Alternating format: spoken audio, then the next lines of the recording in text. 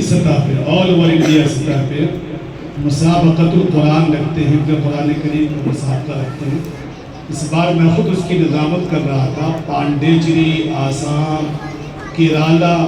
پورے ہندوستان کے الگ الگ خطوں سے 200 حفاظ کرام شریک ہوئے۔ ماشاءاللہ آسام کے طلبہ خوش قسمت نکلے، کیرلا کے، بمبئی کے جو کامیابی حاصل کے ہمارے مولانا عمر محبوب ندوی صاحب، میں نانا سبارہ میں آپ کی وجہ سے تشریف لائے۔ حضرت مولانا سید محمد شاہد ناصری الندوی مدد اللہ العالی صاحب کتاب بھی ہیں، تقریباً 1 درجن سے زائد کتابیں آ چکی ہیں حضرت والا کی ناصری۔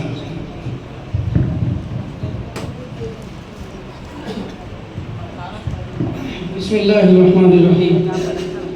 الحمدللہ رب العالمین والصلاة والسلام علی سید الانبیاء والمرسلین وعلی آلہ واصحابہ اجمعین، اما بعد۔ اعوذ باللہ من الشیطان الرجیم، بسم اللہ الرحمن الرحیم۔ وقال الذین کفروا لا تسمعوا لهذا القرآن والغوا فیہ لعلکم تغلبون، صدق اللہ العظیم۔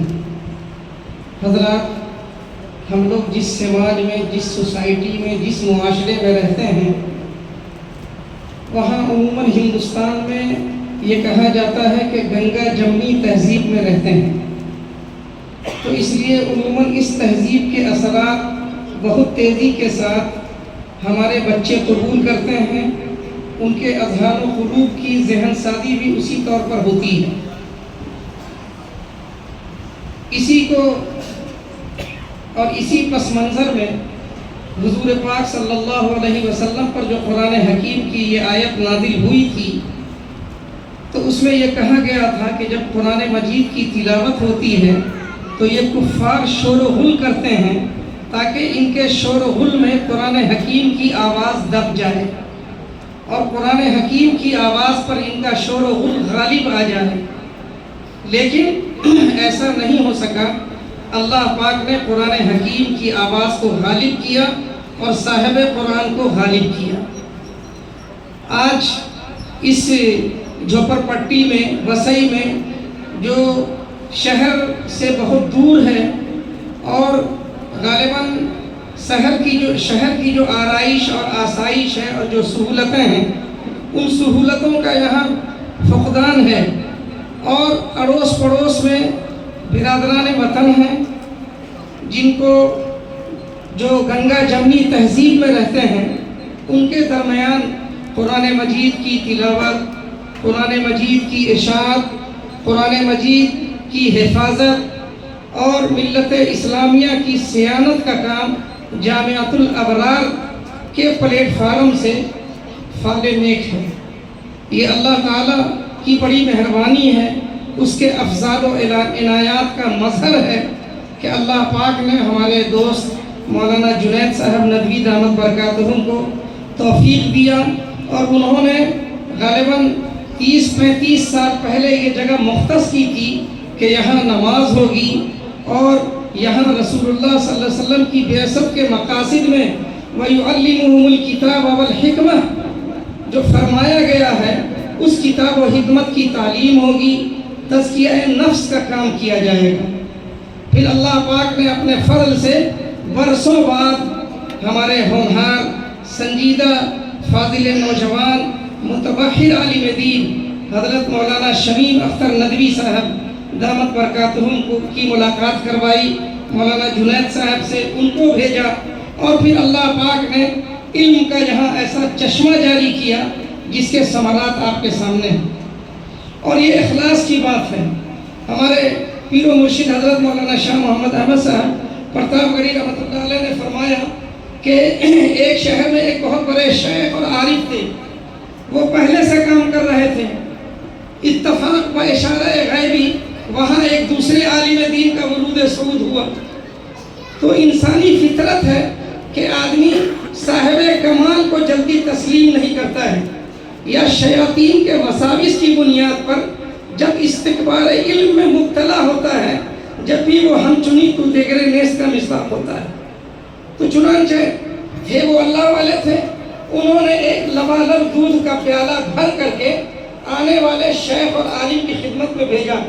کہ جس طور پر اب اس پیالے میں کسی دودھ کی گنجائش نہیں ہے، دودھ کے قطرات کی، اسی طور پر یہاں اب آپ کی گنجائش نہیں، آپ تشریف لے جائیے۔ تو وہ جو آنے والے شیخ تھے انہوں نے ایک گلاب کے پھول کو، پنکھڑی کو اس دودھ کے پیالے میں دودھ پر ڈال دیا اور کہا کہ اب یہ ہدیہ ہم نے قبول کر لیا ہے، اس میں ایک نئے ہدیے کا اضافہ کر دیا ہے، تم اپنے شیخ کی خدمت میں جا کے پیش کرو۔ تو یہ بھی بڑے عالم دین تھے، اللہ پاک نے ان کو متنبہ کیا، یہ سمجھ گئے کہ بڑا لطیف اشارہ ہے کہ گویا اس آدمی کو، اس عالم دین کو اللہ پاک نے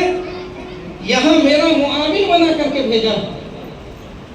تو اسی طور پر جو بھی لوگ کام کر رہے ہیں علماء حضرات، ان کو یہ چاہیے کہ وہ رفاقت کے ساتھ دین کا کام کریں، کہ جو لوگ پہلے سے دین کا کام کر رہے ہیں وہ آنے والے کا استقبال کریں، اور آنے والا یہ سمجھے کہ اللہ پاک نے اس کا معاون بنا کر کے ہم کو بھیجا ہے، اور اسی کو کہتے ہیں اخلاص۔ اور ہمارے حضرت نے فرمایا عمل کی روح ہے اخلاص جب تک یہ نہ حاصل ہو، عمل کی روح ہے اخلاص جب تک یہ نہ حاصل ہو، نہیں آئے گی ایمان و عمل میں تیرے تابانی۔ تو ایمان و عمل میں تابانی کے لیے شرط کیا ہے کہ اخلاص پیدا ہو، اور اخلاص کے بعد بھی ڈرتا رہے کہ اللہ پاک اس کو قبول فرما لے، اس لیے کہ والمخلصون علی خطر عظیم۔ اور یہ تو ایسی راہ ہے، ایسا رستہ ہے کہ حضرت فرماتے ہیں کہ قبول کر لیں تو سمجھیں کہ ہم بھی مخلص ہیں، قبول کر لیں تو سمجھیں کہ ہم بھی مخلص ہیں، کیے ہیں پیش دل و جان کے ہم نے نذرانے۔